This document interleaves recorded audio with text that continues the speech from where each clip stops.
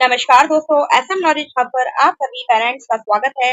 आज की वीडियो में हम डिस्कस करेंगे कि किस प्रकार से नवोदय विद्यालय में आरक्षण या रिजर्वेशन का क्राइटेरिया रखा गया है, कि किस प्रकार से कैटेगरी वाइज कितना आरक्षण मिलता है, जैसे general category, SC, ST, OBC, साथ ही दिव्यांग बच्चों के लिए।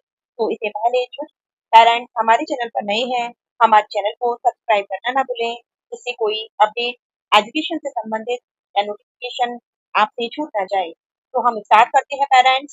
जैसा कि आप सबको पता है कि जवाहर नवोदय विद्यालय में क्लास 6 के लिए रजिस्ट्रेशन की प्रक्रिया स्टार्ट हो चुकी है और 16 सितंबर रजिस्ट्रेशन की अंतिम तिथि है। तो जो पेरेंट्स अपने बच्चों का दाखिला एएनपीएस में करवाना चाहते हैं, वह अप्लाई कर सकते हैं।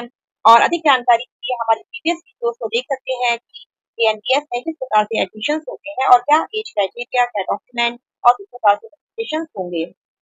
तो आज की हम बात कर लेते हैं। और कुछ पेरेंट्स का पूछना है कि क्लास 9 और 11 में रजिस्ट्रेशन कब स्टार्ट होगा। तो अभी इसके लिए कोई नोटिफिकेशन नहीं है। जब क्लास 6 में रजिस्ट्रेशन समाप्त हो जाएंगे तो उसके बाद क्लास 9 और 11 के लिए रजिस्ट्रेशन शुरू कर सकते हैं। तो हम स्टार्ट करते हैं जेएनटीएस में। आप सबको पता है कि टू पार्ट्स में एडमिशन रहते हैं। दो क्राइटेरिया जवाहर नवोदय समिति के द्वारा रखा गया है, अर्बन एरिया और रूरल एरिया। तो आप सभी को पता है कि ग्रामीण क्षेत्र और शहरी क्षेत्र, जिसमें टोटल बॉयज एंड गर्ल्स को लेकर नॉर्मल एक नवोदय विद्यालय में या एक स्कूल में 80 सीट का क्राइटेरिया रखा गया है। यानी कि एक डिस्ट्रिक्ट में जो एक नवोदय स्कूल होते हैं उसमें 80 सीट्स रखी जाती हैं, जिसमें रूरल और अर्बन दोनों ही बच्चों को और प्लस में एससी, एसटी, ओबीसी, दिव्यांग बच्चों सभी का क्राइटेरिया अलग अलग रखा गया है। तो आप सभी हमारी वीडियो को अंत तक जरूर देखें और लाइक शेयर करना ना भूलें, जिससे वह पेरेंट्स भी जान सकें जिसको अभी नॉलेज नहीं है कि किस प्रकार से सिलेक्शन क्राइटेरिया रहता है।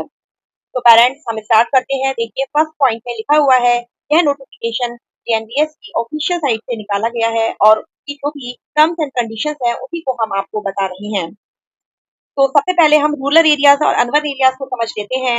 जो ग्रामीण क्षेत्र होते हैं उसमें विद्यार्थियों के लिए और कैंडिडेट्स के लिए 75% का आरक्षण रखा गया है। यानी कि जो प्रोविजनल कैंडिडेट सेलेक्ट होते हैं उसमें से 75% का क्राइटेरिया ग्रामीण क्षेत्र के विद्यार्थियों के लिए रखा गया है और जो बाकी की रिमेनिंग सीट्स हैं वह अर्बन और रूरल कैंडिडेट्स दोनों को मिलाकर डिस्ट्रिक्ट वाइज मेरिट बेसिस पर कंप्लीट की जाती है। यानी कि जो बात 80 में से 60 सीट्स हैं वह रूरल एरिया के बच्चों के लिए है और बाकी की यानी कि जो 20 सीट्स बची है वह अर्बन और रूरल एरिया दोनों को मिलाकर मेरिट के आधार पर जो भी बच्चे सेलेक्ट होते हैं उनको सीट्स रिजर्व की जाती है। तो पेरेंट्स आप एक फर्स्ट कंडीशन को समझ लिया आपने।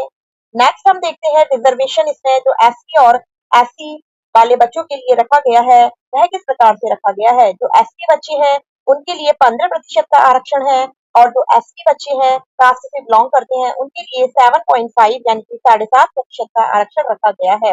यानी कि हर जिले में यहाँ पर मिनिमम जो रिजर्वेशन है वह 15% एससी और 7.5% एसटी कास्ट के बच्चों के लिए रखा गया है और दोनों को मिलाकर मैक्सिमम 50% तक यह रिजर्वेशन जा सकता है। यानी कि डिपेंड करेगा उस एरिया की पॉपुलेशन पर, वहां पर अप्लाइंग कैंडिडेट्स पर, कि अगर वहां पर एसटी और एससी के बच्चे ज्यादा है तो दोनों कंबाइंड जो रिजर्वेशन है वह मैक्सिमम 50% तक भी जा सकता है। लेकिन मिनिमम जो क्राइटेरिया है वह 15% और 7.5% एससी बच्चों के लिए रखा गया है, जो कि इंटरचेंजेबल है। यानी कि सीट्स को दोनों में मिक्स किया जा सकता है, जिधर जो कैंडिडेट ज्यादा होंगे उसमें एडजस्टमेंट की जा सकती है। तो यह का क्राइटेरिया हुआ एससी और एसटी बच्चों के लिए। अब हम बात कर लेते हैं ओबीसी स्टूडेंट्स के लिए। तो ओबीसी स्टूडेंट्स के लिए 27% यानी कि 27% का आरक्षण रखा गया है और ओबीसी कैंडिडेट वह कैंडिडेट जो कि सेंट्रल लिस्ट में आने चाहिए, यानी कि जो उनका कास्ट सर्टिफिकेट है वह सेंट्रल से बना होना चाहिए। अगर कोई भी कैंडिडेट जो कि सेंट्रल लिस्ट में नहीं आते हैं तो उन्हें जनरल कैंडिडेट माना जाएगा। यानी कि देखिए साइन में लिखा हुआ है, OBC candidates not included in central list would apply as general candidate.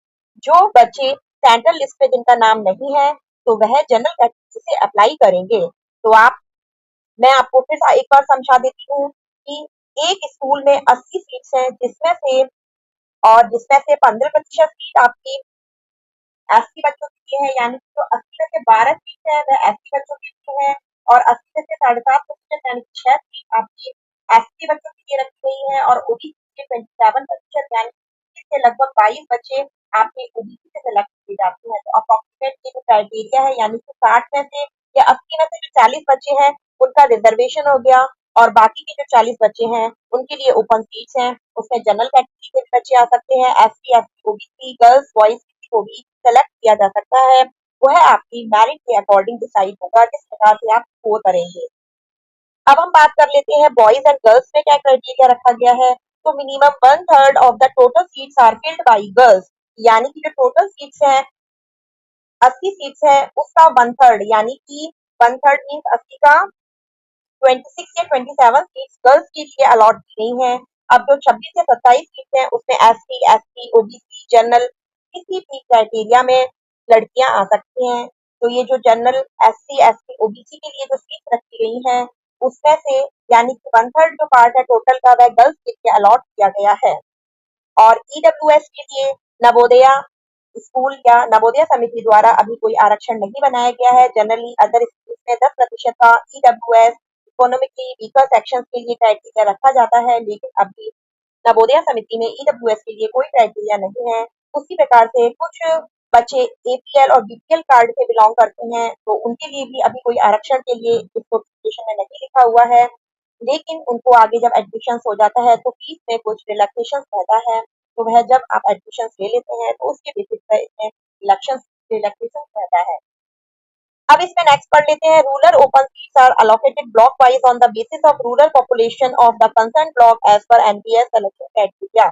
अब ब्लॉक वाइज को सीट्स अलॉट होती है, यानी कि जब आप एक डिस्ट्रिक्ट में रह रहे हैं और वहां के जेएनपीएस में आप अप्लाई करते हैं तो वहां पर कितनी रूरल पॉपुलेशन है और वहां पर कितने एरिया अर्बन में आते हैं उसके अकॉर्डिंग सीट्स बनाई गई हैं। यानी कि हर ब्लॉक वाइज सीट आरक्षित की जाती है, कितने बच्चे रूरल एरिया से सेलेक्ट किए जाएंगे। ऐसा नहीं है कि एक ही ब्लॉक से बच्चों को उठा लिया जाता है, तो ब्लॉक वाइज ही सीट आरक्षित होती है रूरल और अर्बन एरिया के बच्चों के लिए। तो यह डिपेंड करेगा कि वहां पर कितनी पॉपुलेशन है या वहां पर जो अप्लाइंग बच्चे हैं वो कितने हैं। तो ब्लॉक वाइज सीट्स अलॉट होती हैं, ऐसा नहीं है कि एक पर्टिकुलर या ब्लॉक के बच्चों को ले लिया जाएगा, हर ब्लॉक वाइज सीट्स आरक्षित होती है। उसके बाद हम देख लेते हैं दिव्यांग बच्चों के लिए। तो दिव्यांग बच्चों के लिए भी 50% का सीट का क्राइटेरिया रहता है। अगर इतनी सीट्स फिल नहीं होती है तो ये वाली सीट्स अदर बच्चों को दे दी जाती है। अगर इतने बच्चे अप्लाइंग में होते हैं तो 50% सीट का क्राइटेरिया दिव्यांग बच्चों के लिए रखा गया है। इसमें क्राइटेरिया है हियरिंग पेरिमेंट का, लोकोमोटर्स, आपका पर्सन विद डिसेबिलिटी यानी जो डिसेबिलिटी है 40% से ज्यादा होनी चाहिए और उसका सर्टिफिकेट भी मेडिकल अथॉरिटी से सर्टिफाइड होना चाहिए।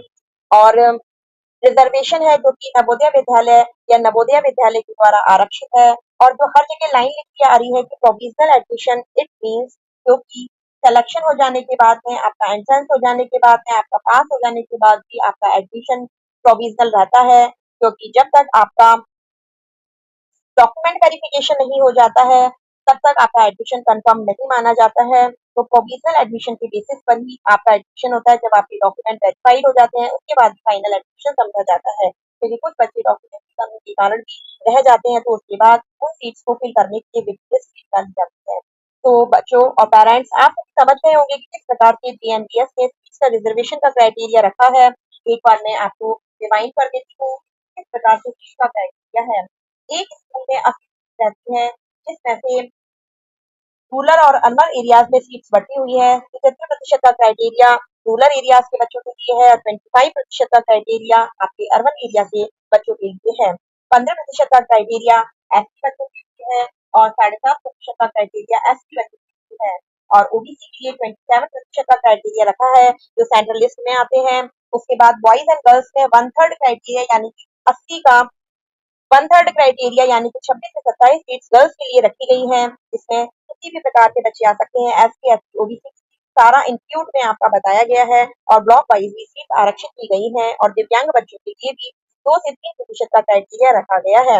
ये सारा आरक्षण हो जाने के बाद में जितने बच्चे सीट्स है वह सभी जनरल एससी, एसटी, ओबीसी सभी के लिए कंबाइन में फुली ओपन सीट्स हैं, जिसमें मेरिट के आधार पर सीट्स अलॉट होती है अकॉर्डिंग टू वहाँ के कैंडिडेट और पॉपुलेशन के आधार पर। तो आशा करती हूँ आप इस चीज़ों से समझ चुके होंगे कि किस प्रकार से जवाहर नवोदय विद्यालय में एडमिशन का क्राइटेरिया रखा जाता है। और हमारी वीडियोस को आप अधिक से अधिक शेयर करें, जिससे सभी पेरेंट्स तक यह सूचना मिल सके, क्योंकि काफ़ी सारे पेरेंट्स नॉलेज की कमी के कारण फॉर्म को सही प्रकार से फिल नहीं कर पाते हैं और आगे जाके उन्हें डॉक्यूमेंट में वेरिफिकेशन करवाने में भी प्रॉब्लम आती है और समझ नहीं सक पाते हैं कि किस प्रकार से सिलेक्शन का क्राइटेरिया रखा गया है। तो आशा करती हूँ आपको हमारी वीडियो से लाभ होगा और हमारी वीडियो को अधिक से अधिक शेयर करें। आप हमारे फेसबुक और इंस्टाग्राम पेज से जुड़ सकते हैं और वहाँ पर भी हमसे पर्सनल क्वेश्चन पूछ सकते हैं। अगर आपको कोई परेशानी है तो कमेंट करके मुझे पूछिए, आपके सभी क्वेश्चन के आंसर दिए जाएंगे। इसी प्रकार से एजुकेशन से संबंधित सभी महत्वपूर्ण जानकारी के लिए असम नॉलेज हब पर बने रहिए। धन्यवाद।